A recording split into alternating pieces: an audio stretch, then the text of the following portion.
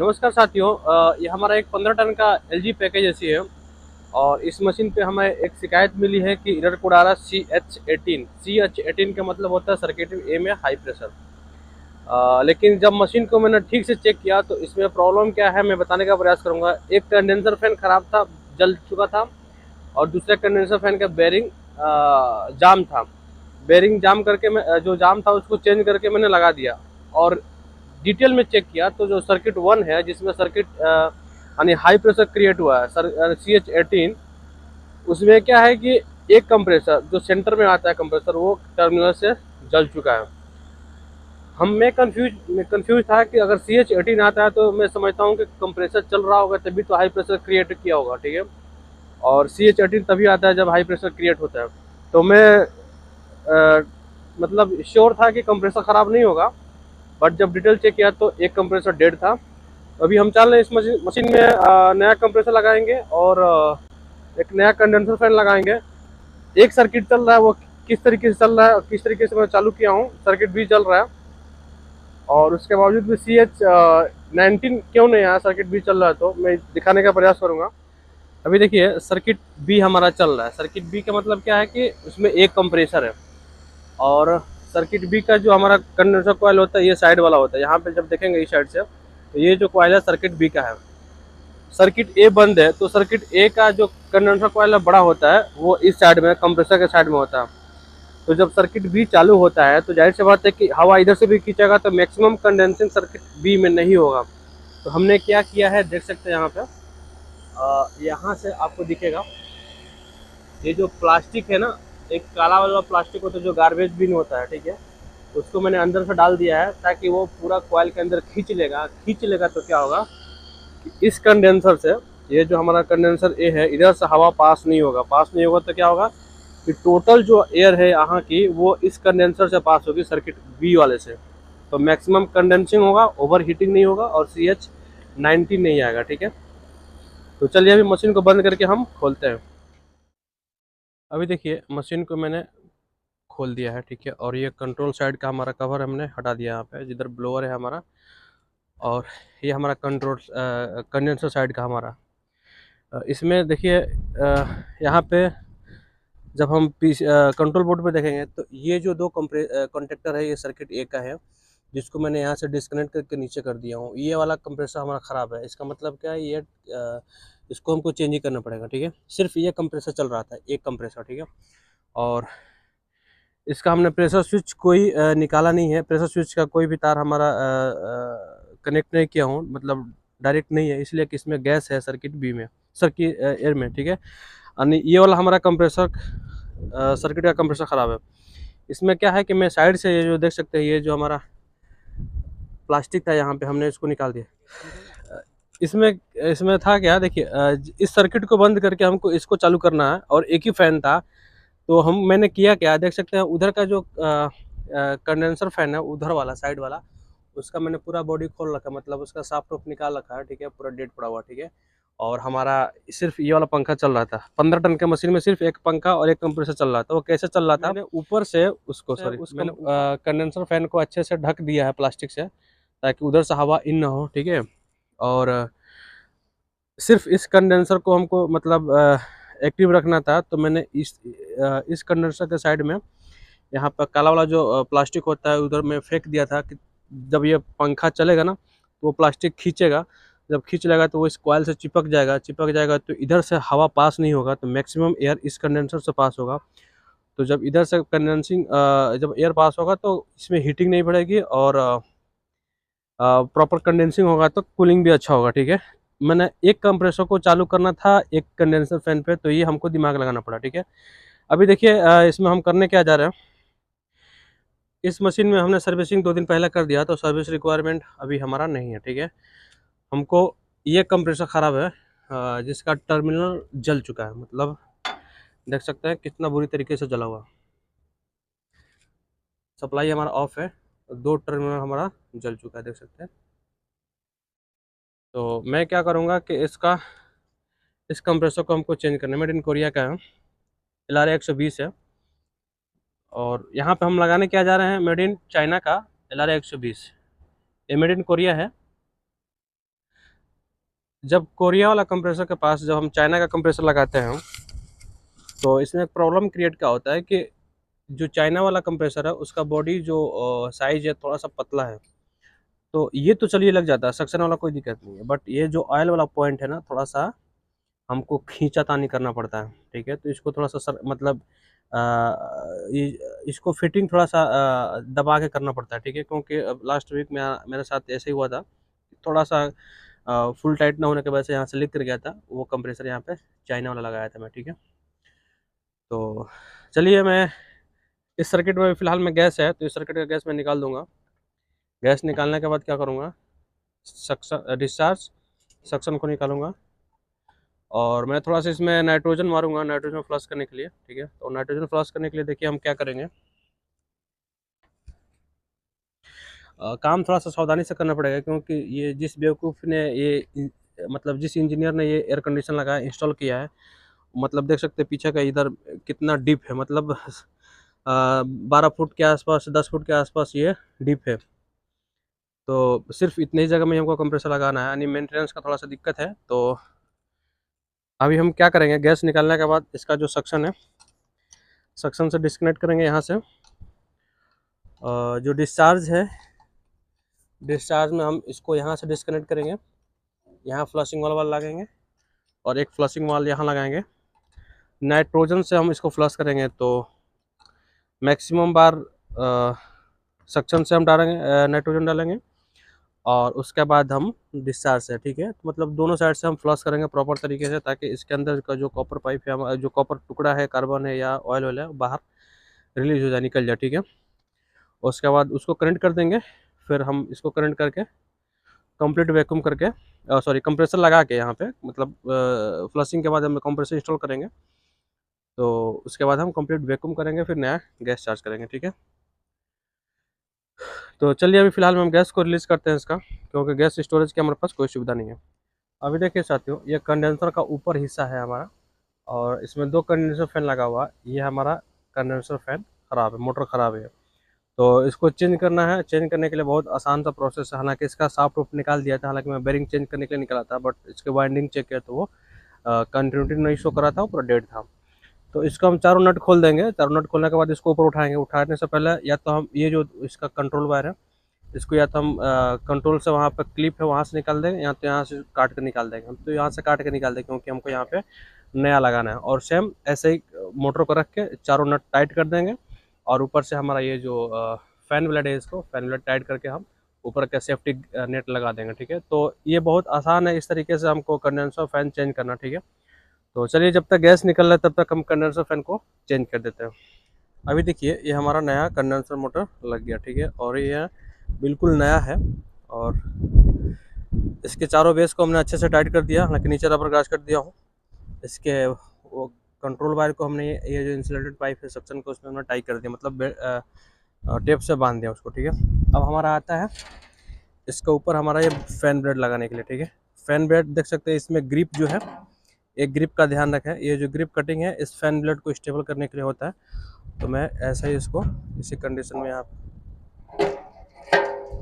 ठीक है, थोड़ा सा पोजीशन चेंज हो गया। अभी हमने फैन को यहाँ पे अच्छे से लगा दिया। अब इसको हमने ये नट को टाइट कर देंगे। जब नट टाइट कर देंगे तो फैन हमारा ऊपर नीचे बिल्कुल नहीं होगा, रनिंग टाइम में बाहर नहीं निकलेगा। ठीक है, उसके बाद हम ये नेट वाला जो हमारा सेफ्टी ग्रिल है उसको हम लगा देंगे। ठीक है, अभी देखिए हमारा कंडेंसर फैन पूरा फाइनल हो गया। ठीक है, अभी हमारा दोनों कंडेंसर फैन रेडी है। अब चल रहा हूँ और फ्लशिंग के लिए हम डिस्कनेक्ट करने के लिए सक्शन और डिस्चार्ज लाइन को। ठीक है, अभी देखिए जिस कंडेंसर फैन को मैं लगाया वो कंडेंसर फैन हमारा दूसरे साइड में ऊपर वहाँ लगा हुआ, देख सकते हैं। ये हमारा कंडेंसर फैन यहाँ पर रेडी हो गया। ठीक है, और ये जो कंट्रोल वायर आ रहा है ब्लैक वाला, इसको हमने अच्छे से टाइट कर दिया यहाँ पे टाइट कर दिया, ताकि ये जब पंखा चले तो इसके फैन में वो पकड़े नहीं। ठीक है, और ये फैन का जो कंट्रोल वायर है हमने ला के यहाँ पे कनेक्टर में कनेक्ट कर दिया। और कनेक्ट करने के टाइम हम देख सकते हैं यहाँ पे ऑलरेडी मेंशन किया हुआ सर्किट ए। ठीक है, सॉरी सर्किट ए यहाँ पे मेंशन किया हुआ, यानी सर्किट ए का कंडेंसर फैन है हमारा। ठीक है, तो जब एरर कोड आता है तो ये भी चेक करना चाहिए कि सर्किट ए का है सर्किट बी का।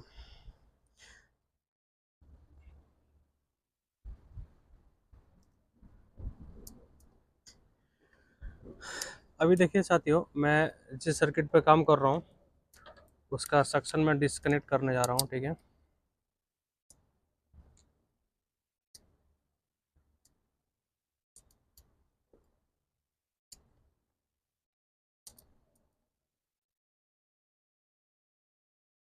ये सर्किट ए का सक्शन है, यहाँ पे हम फ्लशिंग वाला वाल लगाएंगे, ठीक है।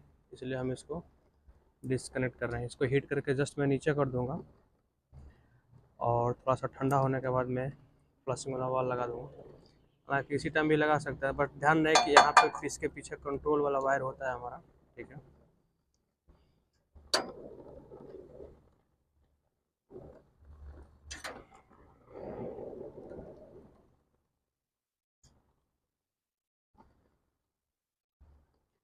और ये जब सक्शन वाल निकालते हैं तो इसके कुछ ही दूरी पे उधर हमारा चार्जिंग लाइन है, जहाँ से हम पिन वाल को निकाल देते हैं, वरना हीट होकर उसका जो पिन वाला ख़राब हो जाएगा, ठीक है।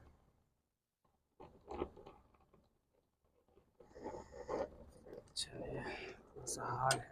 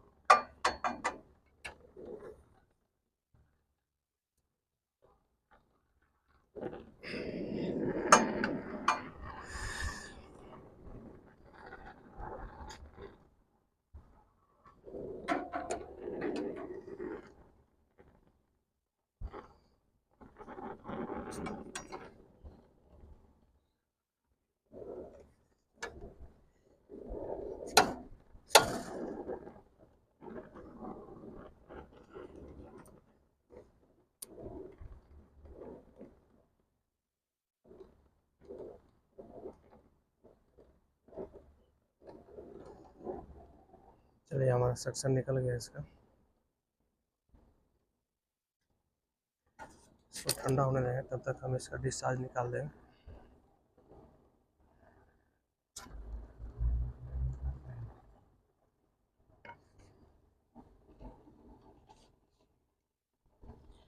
जब डिस्चार्ज निकालते हैं तो डिस्चार्ज वाल के पास भी कुछ ही दूरी पर हमारा एक चार्जिंग वाल होता है, जहाँ से हम हाई प्रेशर चेक करते हैं। तो उसका भी हमने पिन वाल निकाल दिया, मतलब जो उसके अंदर का जो रबर गास्केट होता है पिन, वो निकाल दिया, वरना हीट होके वो पूरा डैमेज हो जाएगा। तो जब हम गैस पूरा फाइनली चार्ज कर लेंगे तो वहाँ से माइनर लीकेज होगा, ठीक है। तो इसमें ऐसा कुछ नहीं है कि हम पम्प डाउन कर सकते हैं या फिर दोबारा हम पिन वाल चेंज कर सकते हैं, तो इसका ख्याल रखते हैं हम लोग। चलिए,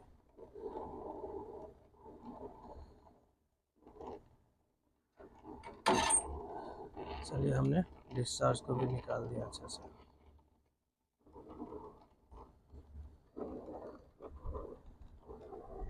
अब यहाँ पे हम फ्लशिंग वाला वाल लगाएंगे, थोड़ा सा इसको ठंडा होने देते हैं। सन और डिस्चार्ज लाइन निकालने के बाद में डिस्चार्ज लाइन में फ्लशिंग वाला वाल लगा रहा हूँ, ठीक है।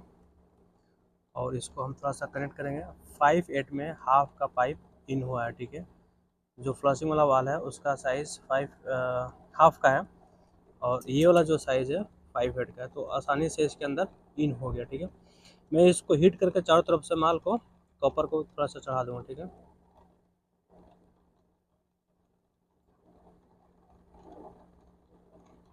नीचे वाला पाइप थोड़ा लेट हीट हो रहा है। चलिए,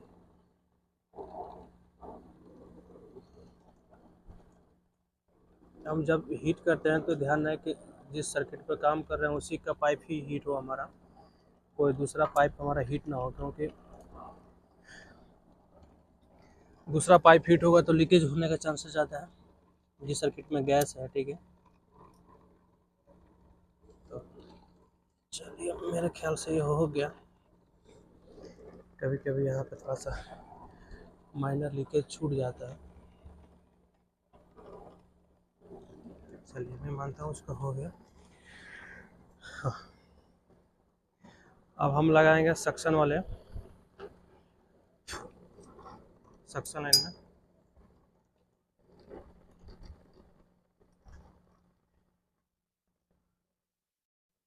यहाँ पे भी मैं हीट करूँगा और इसमें तो ऑलरेडी माल पहले से भरा हुआ है, तो हीट करते ही वो शायद थोड़ा सा वो पैक हो जाए, बट कोशिश करूँगा ऊपर से थोड़ा सा कॉपर रॉड मार दूँ।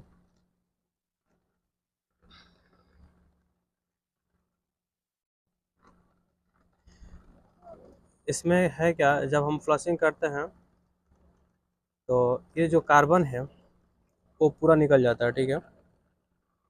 तो इसलिए फ्लशिंग हमारा ज़रूरी है।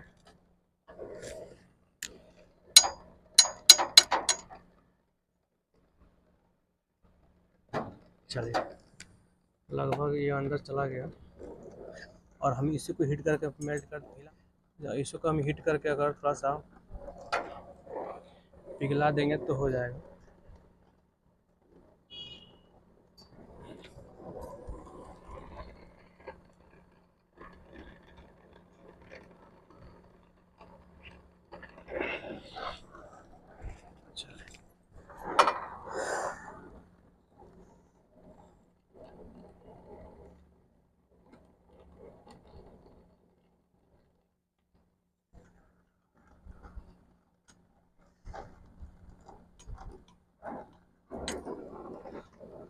चलिए, तो ये मेरे ख्याल से यहीं से हीट होकर पूरा पैक हो गया।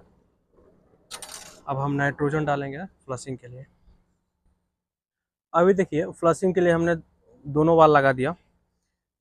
डिस्चार्ज लाइन को फ्लश करके इस वाले पाइप को मैं यहाँ बांध दिया, ताकि जब यहाँ पे कोई काम करें तो इसके अंदर कुछ कार्बन ना जाए, ठीक है।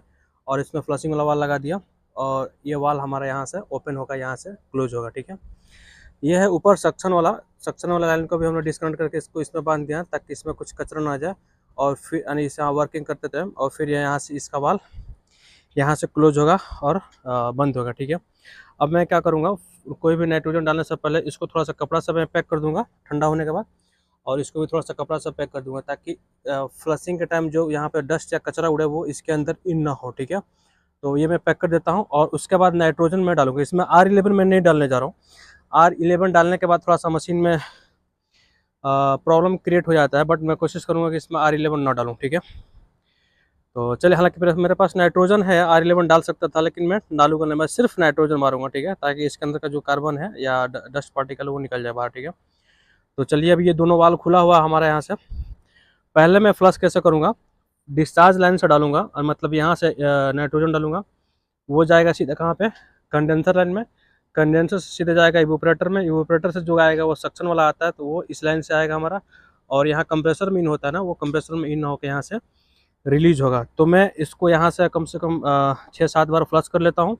उसके बाद मैं क्या करूँगा, इधर से नाइट्रोजन डालूंगा, यानी सक्शन साइड से नाइट्रोजन डालूंगा। वो किधर जाएगा, यह हमारा सक्शन में जाएगा, और ये सक्शन कहाँ जा रहा है, सीधे इवोपरेटर में। इवोपरेटर से सीधे कैपिलरी में जाएगा, कैपिलरी से सीधे हमारा फिल्टर में, फिल्टर से सीधा हमारा कहाँ पे आता है, कंडेंसर कॉयल में आएगा। और कंडेंसर कॉयल का जो हमारा जो लाइन है, ये सीधे हमारे आता है कंप्रेसर के डिस्चार्ज में। तो यहाँ पर ना जाके सीधे यहाँ से सीधे यहाँ से बाहर रिलीज हो जाएगा, ठीक है, यहाँ से रिलीज होगा। तो इस तरीके से हम नाइट्रोजन को डाल के फ्लश करेंगे दोनों साइड से, सक्शन से भी और डिस्चार्ज लाइन से भी, ठीक है। अभी देखिए साथियों, इसमें हमने नाइट्रोजन को खोल दिया है, ठीक है। और ये जो लाइन है नाइट्रोजन का आ रहा है, नीचे से आ रहा है, ठीक है। तो मैं नाइट्रोजन को इसमें कनेक्ट कर दूंगा, ठीक है।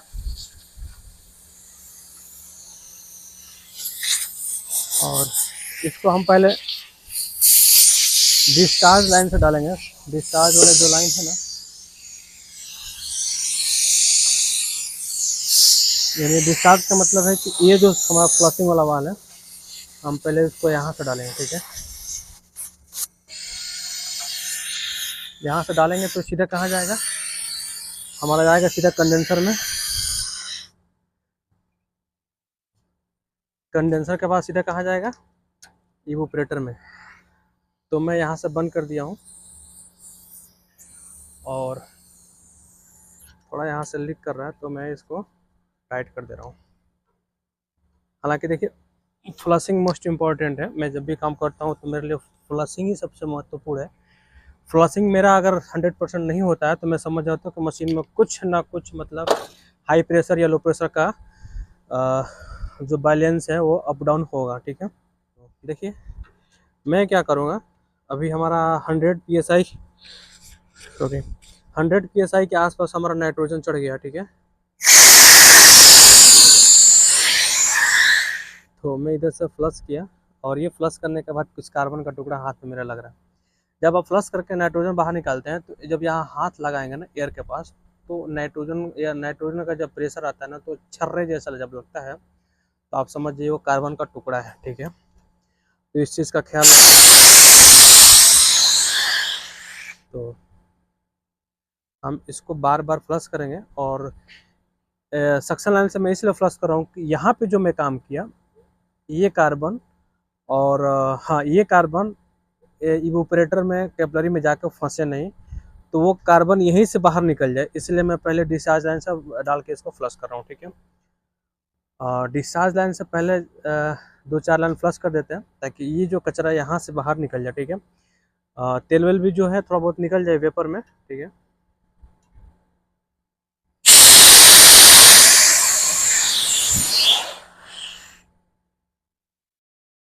तो तेल वैसे कुछ खास ज़्यादा नहीं है, फ्रेश एयर आ रहा है हमारा। तो 2 लाइन और फ्लश करूँगा, उसके बाद मैं सक्शन लाइन से डाल के डिस्चार्ज से रिलीज करूँगा, मैक्सिमम रिलीज करूँगा डिस्चार्ज लाइन से। ठीक है, तो चलिए अभी 200 के आसपास हम प्रेशर को होल्ड होने देते हैं। 200 जब होल्ड होगा तो फिर इसको हम अच्छे से करेंगे। अभी देखिए हमारा नाइट्रोजन है लगभग 200 के आसपास पहुंचने जा रहा है। तो चलिए हम यहाँ से रिलीज करते हैं और अब जो खोलेंगे तो पूरा धड़ाक से खोलेंगे, मतलब फुली प्रेशर से।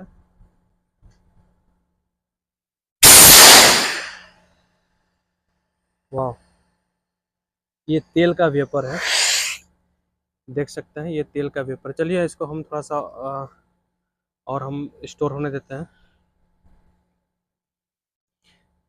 जब भी आप मशीन पे काम करते हैं पैकेज ऐसी पे, अगर 100% फ्लशिंग नहीं होता है तो समझिए कि थोड़ा सा दिक्कत करेगा। जब नया कंप्रेसर लगाएंगे तो नया गैस डालेंगे तो, या आ, आप समझिए कि अगर मशीन पर कोई मैकेनिकल काम करते हैं तो। ठीक है,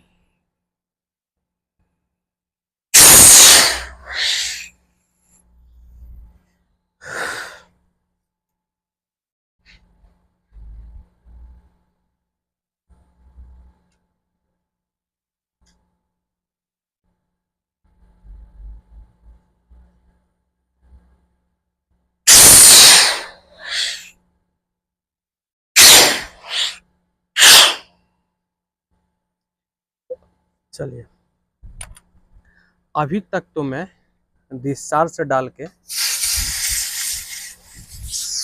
सक्शन से रिलीज कर रहा था, लेकिन अब हमारा दूसरा प्रोसेस है सक्शन से डाल के डिस्चार्ज से रिलीज करना। ठीक है,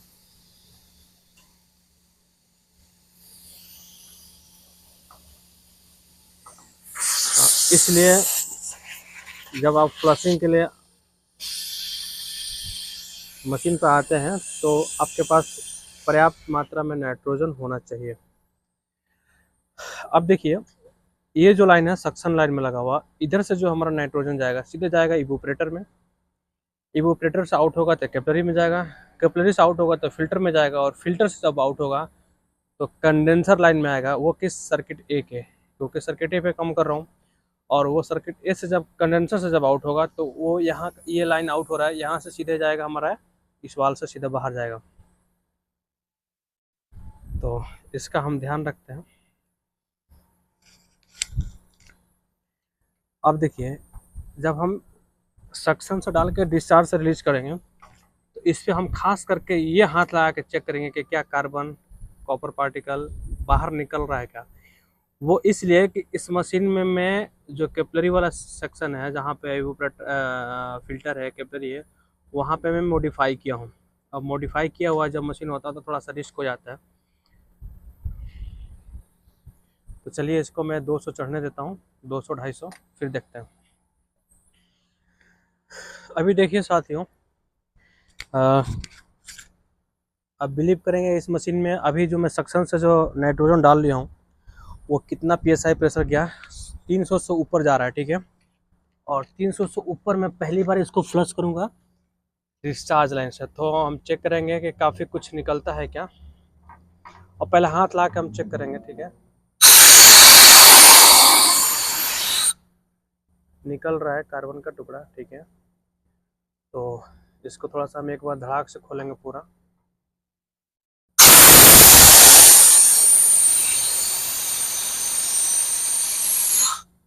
ओह माय गॉड ये तेल देख सकते हैं, तेल देखिए कैसे टपक रहा मेरे हाथ से। वाह, हालांकि फ्रेश तेल है। और एक चीज़ देखिए, जब ये तेल हाथ में आता है तो आप तेल के क्वालिटी से भी अनुमान लगा सकते हैं कि क्या तेल कार्बन पकड़ा हुआ है या सिर्फ तेल है। तो ये पूरा तेल है और देख सकते हैं अभी भी पूरा टपक रहा है, देख सकते हैं। ये मोस्ट इंपॉर्टेंट है, जब भी आप फ्लश करते हैं तो ये इस बात का ध्यान में रखें कि ये तेल बाहर निकलना चाहिए। यही तेल जो है कूलिंग पे इफेक्ट करता है और कूलिंग को लेस कर देता है, गैस सर्कुलेशन को बढ़ा दे मतलब कम कर देता है, और हाई प्रेशर क्रिएट करने में, हाई एम्पियर क्रिएट करने में एक बहुत बड़ा रीजन होता है, ठीक है। इस चीज़ का ध्यान में रखें। देखिए जैसे मैं 200-300 के आसपास PSI डाला प्रेशर नाइट्रोजन का और डिस्चार्ज लाइन से फ्लश किया, ये पूरा तेल अभी भी मेरे हाथ से टपक रहा था। तो चलिए थोड़ा सा हम फ्लश करते हैं अभी, और R11 में नहीं डाल रहा हूँ, ठीक है। तो देखते हैं, शायद लास्ट में एक लाइन में R11 डाल दूँ क्योंकि नाइट्रोजन मेरे पास पर्याप्त है। R11 डालने से फ़ायदा ये होता है कि ये जो तेल निकल रहा है ना, तेल तो निकल जाता है मोटा तेल, लेकिन फिर भी पाइप में सटा रहता है तेल। तो पाइप का जो तेल है वो ड्राई नहीं होता है, पूरा प्रॉपर तरीके से ड्राई होकर बाहर नहीं निकलता। जब जैसे R11 डालते हैं पूरा सुखा देता है वो। तो इसलिए R11 डालना थोड़ा सा ज़रूरी हो जाता है, बट देखते हैं क्या कंडीशन है इसका। तो अभी फिर 300 के आसपास पर चढ़ने देते हैं। अभी देखिए, आप बिलीव नहीं करेंगे कि नाइट्रोजन में कितना डाल दिया, लगभग 390 के आसपास चला गया। और मैं इसको बहुत तेज़ी से फटाक से खोलूँगा, पूरा 400 जैसे पहुँच जाएगा। चलिए 400 पहुँचने से पहले मैं नाइट्रोजन खोल देता हूँ, ठीक है। 1 2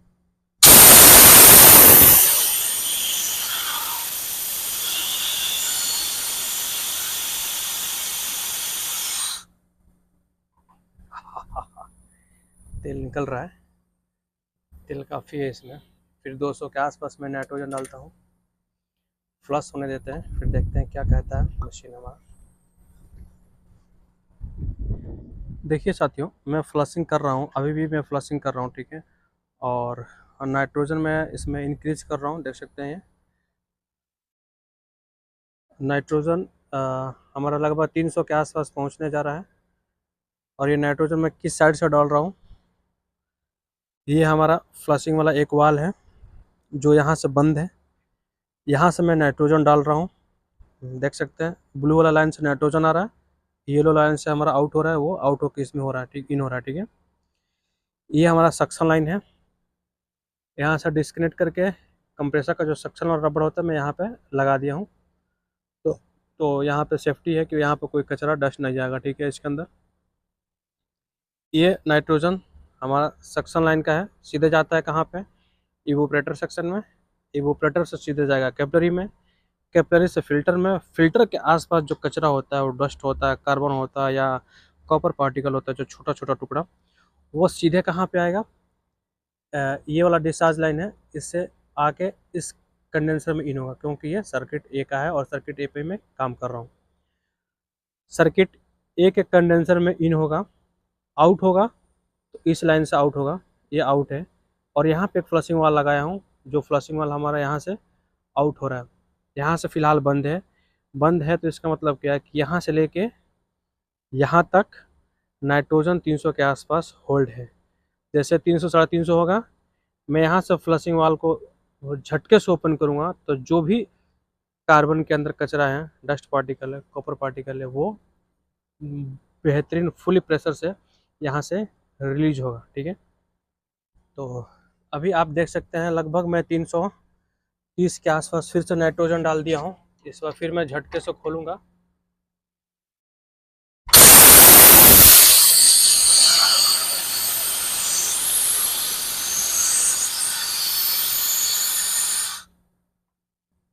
अभी भी तेल निकल रहा है, मैं सोच रहा हूँ कि एक लाइन R11 डाल दूँ तो चलिए R11 एक लाइन डाल देते हैं, ठीक है, फिर देखते हैं।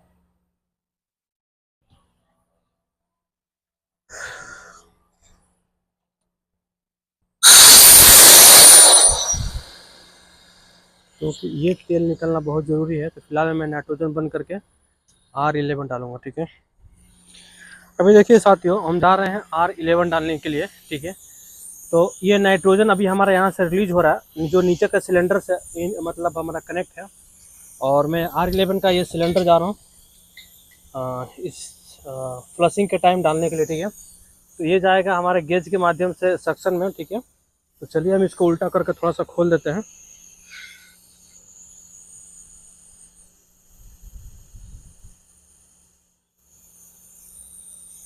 चलिए हम ज़्यादा नहीं डालेंगे। अब हम ये वाल बंद कर दिया और यहाँ से भी हम बंद कर दिए। चलिए अब हम सिलेंडर को हटा देंगे। सिलेंडर को जब हटाएंगे तो देखेंगे थोड़ा सा यहाँ से लिक्विड फॉर्म में रिलीज होता है, वो आंखों में ना जाए, थोड़ा सा डेंजरस होता है। अब मैं फिर इसको नाइट्रोजन में कनेक्ट कर दूंगा। चलिए नाइट्रोजन में कनेक्ट करेंगे। नाइट्रोजन में कनेक्ट होते ही मैं यहाँ से वाल्व बंद कर दूंगा और ये यहाँ से हम पूरा खोल देंगे, ठीक है। अब जब यहाँ से हम खोलेंगे तो ये नाइट्रोजन सीधे चला जाएगा कहाँ पे, हालांकि थोड़ा सा झटका लिया है। झटका का मतलब क्या है कि इधर से धड़ाक से प्रेशर गया पूरा, और पूरा हमारा अभी देखिए जो नाइट्रोजन डाला, ये नाइट्रोजन सीधे कहाँ जाएगा, इवोपरेटर में। इवोपरेटर से कहाँ जाएगा, कैपिलरी में। कैपिलरी के बाद फिल्टर में। फिल्टर के बाद हमारा कंडेंसर कॉइल में, और कंडेंसर कॉइल का जो तेल होगा वो पूरा सुखा देगा, सुखा के इस वाल से बाहर निकालेगा। तो इसलिए हमने R11 डाल दिया। और R11 डालना थोड़ा सा जरूरी इसलिए कि तेल जो निकल रहा था, देख रहे थे कैसे हाथों से टपक रहा था, जब मतलब काफ़ी टपक रहा था तेल, इसलिए R11 को थोड़ा सा सुखाना बहुत ज़रूरी है। और ध्यान रहे कि जब भी R11 डालते हैं तो उसमें हमारा कंप्रेसर कनेक्ट ना हो। कंप्रेसर कनेक्ट होगा तो पूरी कंप्रेसर डैमेज कर देगा। तो कंप्रेसर बिल्कुल सेपरेट हो तब हम R11 डालें, ठीक है।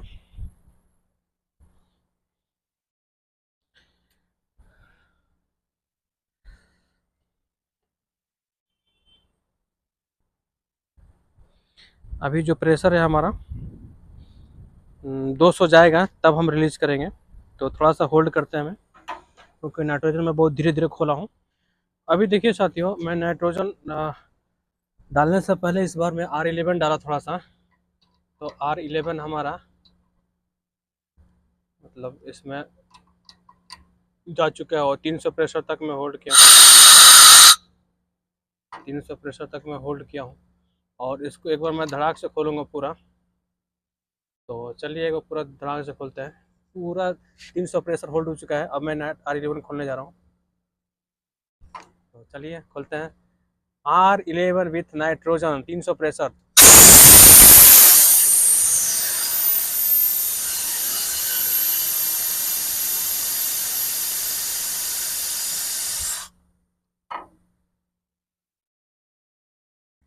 ये तेल पूरा उड़ा देगा। ये तेल उड़ाना ही हमारे लिए बहुत ज़रूरी है।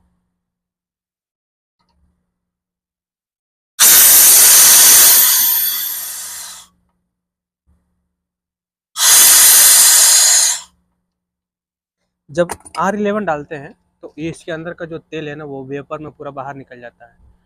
तो इससे होता क्या है कि हम तेल तो मोटा मोटा जो लिक्विड फॉर्म में होता है वो निकल जाता है, बट पाइप के अंदर जो चिपका तेल है वो नहीं निकलता है। R11 डालते ही वो पूरा वेपर में उड़ा देता है, पूरा पाइप ड्राई हो जाता है। इसलिए R11 हम डालते हैं इस पर्पज से, ठीक है। और उसके बाद गैस का सर्कुलेशन 100% क्लियर होता है, ठीक है। अभी देखिए फिर से मैं क्या कर रहा हूँ, लगभग नाइट्रोजन 350 के आसपास पहुँच गया। तो चलिए अभी फिर से हम नाइट्रोजन 350 के आसपास खोल रहे हैं। ये दूसरी बार फ्लशिंग है हमारा R11 डाल के। तो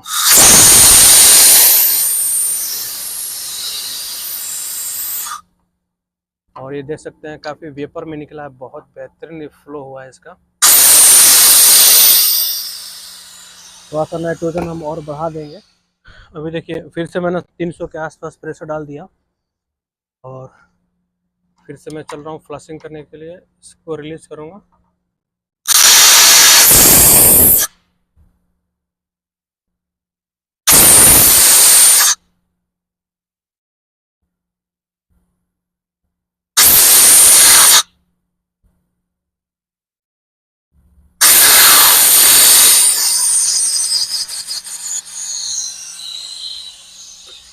अब मैं क्या करूँगा, इतने देर से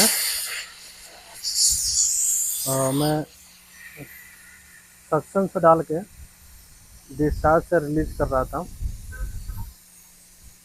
बट अब मैं डिस्चार्ज से डाल के सक्शन से रिलीज करूँगा।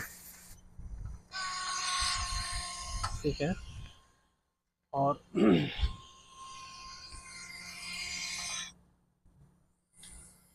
अब जो है इधर से हमारा रिलीज होगा पूरा नाइट्रोजन, और R11 डालने के बाद मैं पहली बार डिस्चार्ज से डाल के सक्शन से रिलीज करूँगा।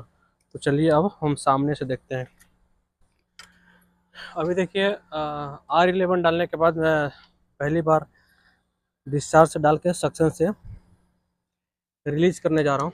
तो देखते हैं इस टाइम इसमें क्या निकलता है।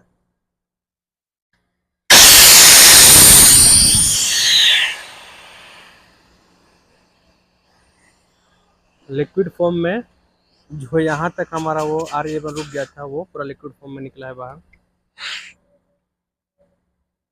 चलिए थोड़ा R11 और मैं थोड़ा 22 नंबर और सॉरी नाइट्रोजन और मैं खोलता हूँ।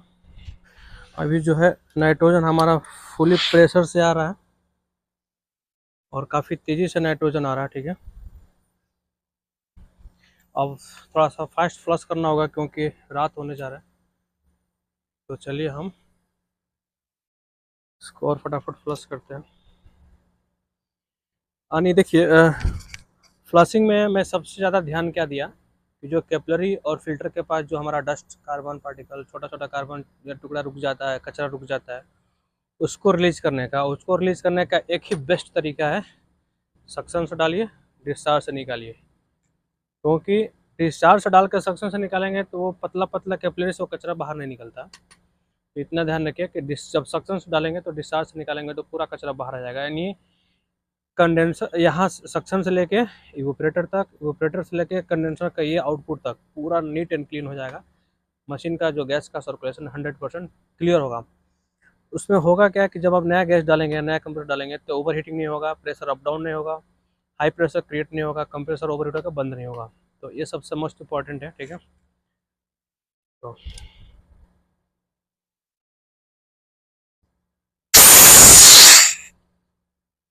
चलिए अभी तो पूरा फ्रेश एयर आ रहा है, बट इसको मैं 8-10 बार क्लीन कर दूंगा ऐसे।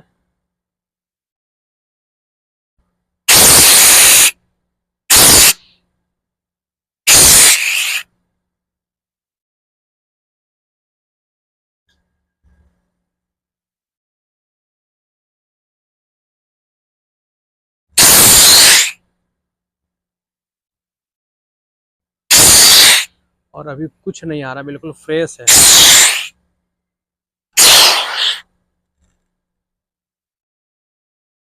कोई एयर फेयर नहीं है, मतलब कोई मतलब वेपर में नहीं है, कोई तेल वेल नहीं है, अभी बिल्कुल सूखा आ रहा है। वो जो R11 डाला वो पूरा तेल को उड़ा दिया। ठीक है, जो सबसे ज़रूरी था। तो चलिए मैं एक बार इधर से खोल के छोड़ देता हूँ।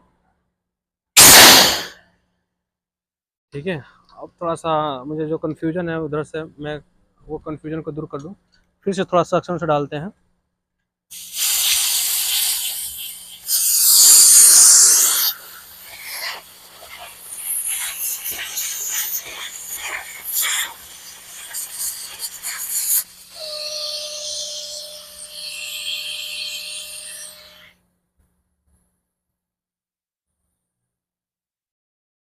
सक्शन से प्रेशर जा रहा है अच्छे से, और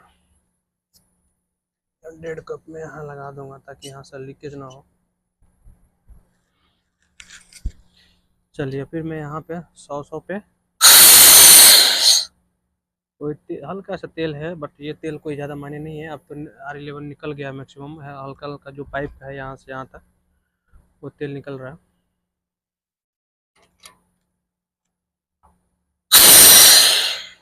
अभी देखिए साथियों, फ्लशिंग के बाद मैं डिस्चार्ज और सक्शन निकालने जा रहा हूँ। डिस्चार्ज उस कंप्रेसर का निकालूंगा जिसका मैं जो कंप्रेसर चेंज करने जा रहा हूँ। ठीक है, तो ये हमारा वही वाला डिस्चार्ज है।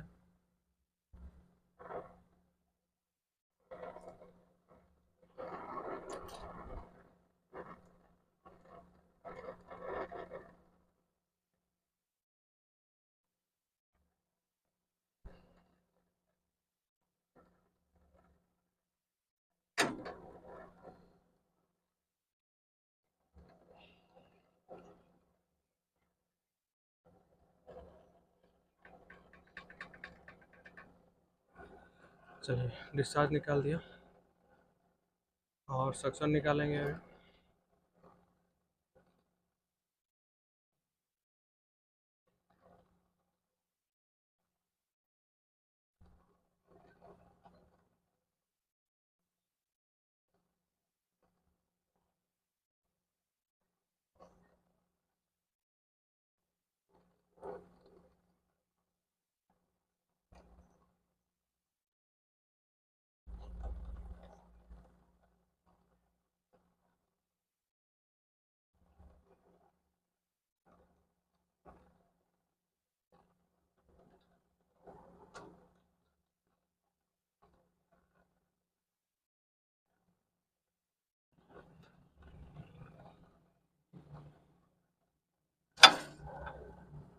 चलिए हमारा डिस्चार्ज और सक्शन दोनों लगभग निकल गया। थोड़ा सा मैं इसको गोल कर दूंगा।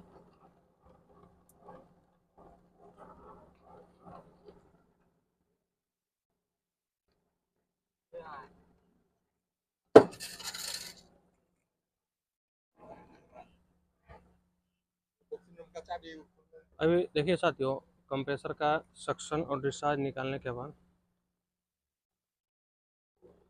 मैं जो फ्लशिंग वाला वाल है उसको मैं रिलीज़ करूँगा, मतलब इसको निकालूंगा, ठीक है। और उसके बाद हम कंप्रेसर को इंस्टॉल करेंगे, ठीक है। तो हो सकता है मैं सिर्फ कंप्रेसर इंस्टॉल करने के बाद गैस का प्रेशर कितना है, बैक प्रेशर, हाई प्रेशर, उस चीज़ को मैं शो करूँ, क्योंकि रात होने की वजह से पूरा कंप्लीट वीडियो नहीं हो पाएगा। बट इतना सही है कि फ्लशिंग के बाद गैस का जो परफॉर्मेंस है, सर्कुलेशन है, कैसा है, ये चीज़ दिखेगा आपको।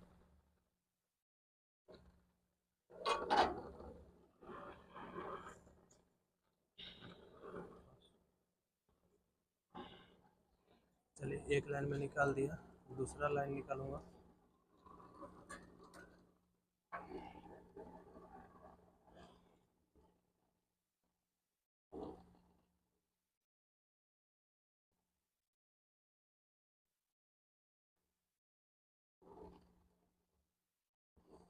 और ये वाल जब रिलीज करेंगे, निकालेंगे, तो ये ध्यान रहे कि यहाँ से हमारा वाल खुला होना चाहिए, वरना इसके अंदर थोड़ा सा प्रेशर क्रिएट करेगा।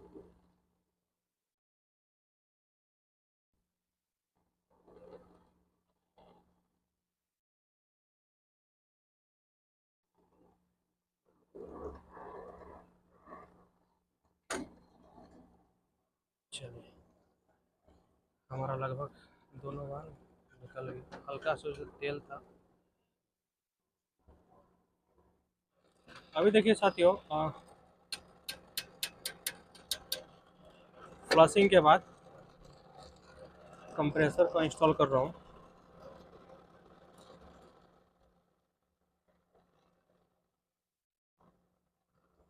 और कंप्रेसर में पहले मैं डिस्चार्ज लाइन का इंस्टॉल कर रहा हूँ। डिस्चार्ज लाइन को कनेक्ट करूँगा, ठीक है, अच्छे से। बहुत बेकार जगह है।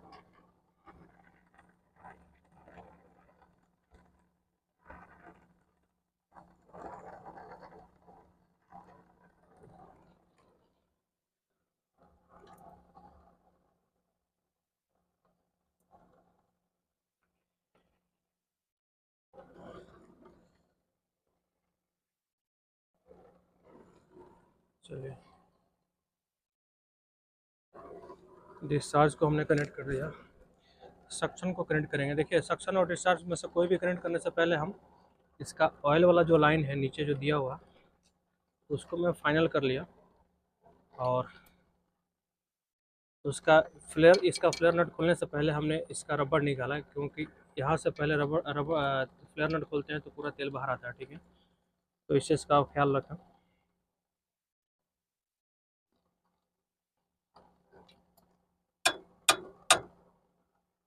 और सब प्रॉपर हीट होने देंगे। हीट होते ही मैं इसको अंदर धक्का दे दूँगा।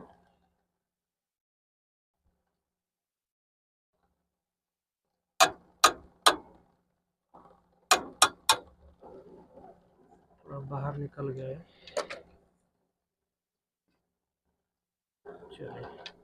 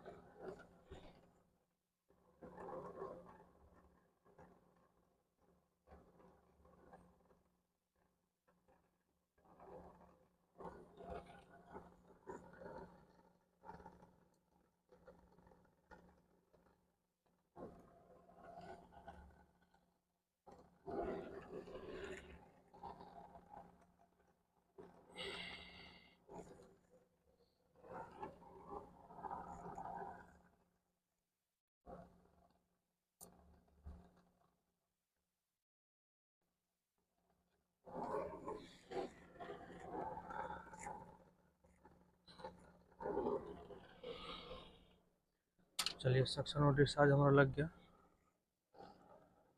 लगाने के बाद मैं जो यहाँ से पाइप निकाला था फ्लशिंग के लिए, अब मैं इसको डिसकनेक्ट कर रहा हूँ, ठीक है, मतलब इसको कनेक्ट कर रहा हूँ।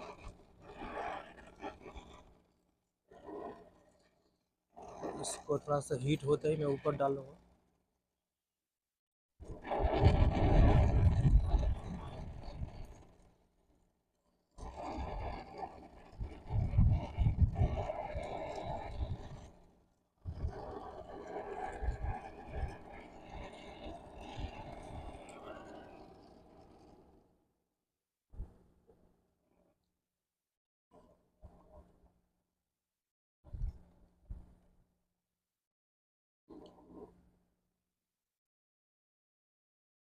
चलिए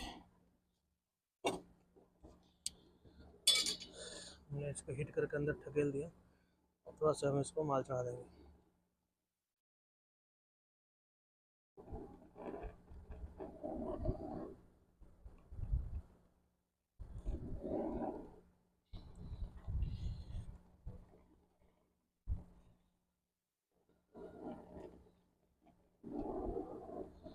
चलिए अपने तरफ से तो श्योर हो गया इसका काम।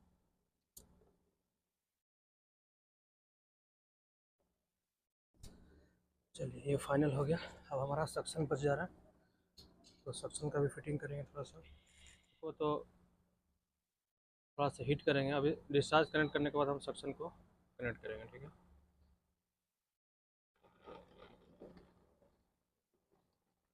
ये हीट होते ही पाइप अंदर चला जाएगा, क्योंकि नीचे से फुली वो फोर्स टाइट है।